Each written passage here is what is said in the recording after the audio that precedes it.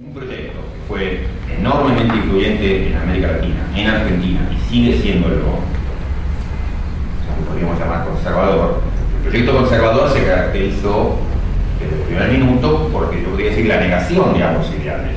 La negación de la autonomía individual en el sentido de que no, hay modelos de bien y modelos de vida personal que son mejores que otros, que son los que están definidos por una determinada religión.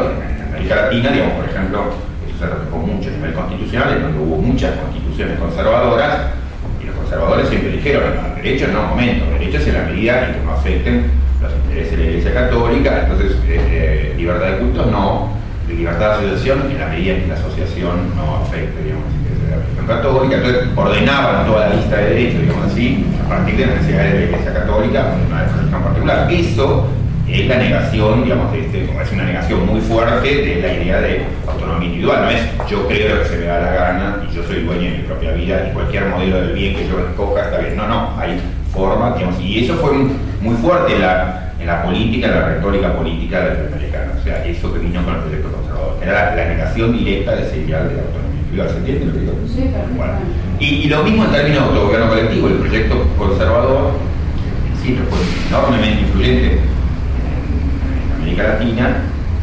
También negó directamente esto de distintos modos, a veces de modo muy violento y drástico, pero eso también fue muy común en la historia de América Latina, a partir de una idea, digamos, políticamente elitista, de, bueno, no, hoy por hoy no están todos preparados para tomar control sobre sus propios asuntos, digamos, nosotros los tenemos que guiar, o por ejemplo, hay demasiado riesgo de que las masas se excedan, que se descontrolen y empiecen a tomar medidas, digamos, equivocadas, entonces hay que, por lo menos por un tiempo, controlar eso, y eso fue también muy explícito, digamos, o sea, no era algo que se ocultaba, se hacía explícitamente, digamos. Hoy todavía la gente no está preparada, y eso el propio Alberdi, digamos, que tiene una fase, digamos, también muy conservadora, hace eso explícito en la idea de, lo pone como libertades económicas a manos llenas, libertades políticas limitadas. ¿Por qué? Porque no llegó el tiempo a las libertades políticas. Eso es la negación del autogobierno colectivo. Entonces, por eso digo, cuando uno lo presenta en primera instancia, parece, no, todo el mundo, digamos, cuando develamos qué quiere decir autonomía individual, autogobierno colectivo, todo el mundo afirma, no, la historia es, lo normal ha sido la negación o la negación parcial de estos ideales. Entonces, en el caso del conservadurismo, yo diría, eso fue muy pleno, muy claro. Un ejemplo también muy relevante de la historia latinoamericana, para empezar con este modelo conservador, de la negación de estos dos ideales, fue, por ejemplo, Juan Egaña, que fue el autor intelectual de la Constitución del 23, y a través de su hijo, de la Constitución del 33, que fue la más estable de la historia latinoamericana del siglo XIX, Juan Egaña fue la persona en la cual se inspiraba Alberdi para escribir toda la parte de la Constitución argentina que se relaciona con el Poder Ejecutivo. ¿Por qué? Porque los conservadores lo que querían, justamente como desconfiaban de la capacidad de la ciudadanía, era concentrar el poder. Entonces el proyecto conservador fue siempre un proyecto de centralización del poder, centralización geográfica del poder y centralización del poder en una persona.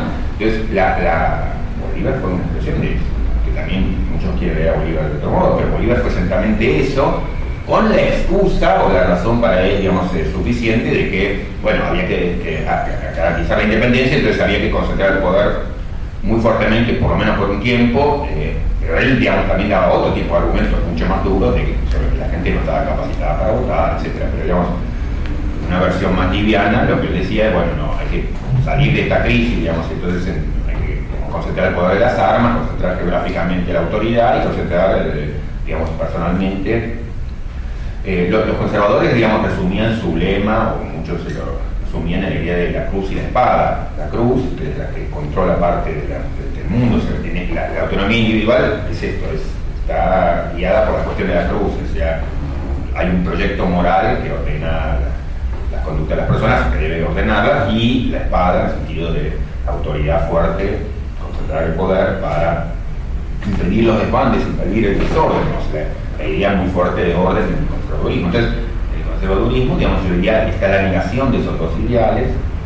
El gran ejemplo latinoamericano fue Egaña, que no fue un personaje lateral, sino el que escribió la constitución más estable e influyente del siglo XIX, que fue la constitución en la cual se inspiró Alberdi explícitamente. En el capítulo 25 de las bases, él dice: cuando pensamos en la organización del poder ejecutivo hay que dejar de lado el modelo norteamericano y irse al modelo de Juan Egaña, que es el modelo de la teoría concentrada. En ese mismo capítulo dice, el poder ejecutivo tiene que tener la capacidad para transformarse en rey en casos de crisis.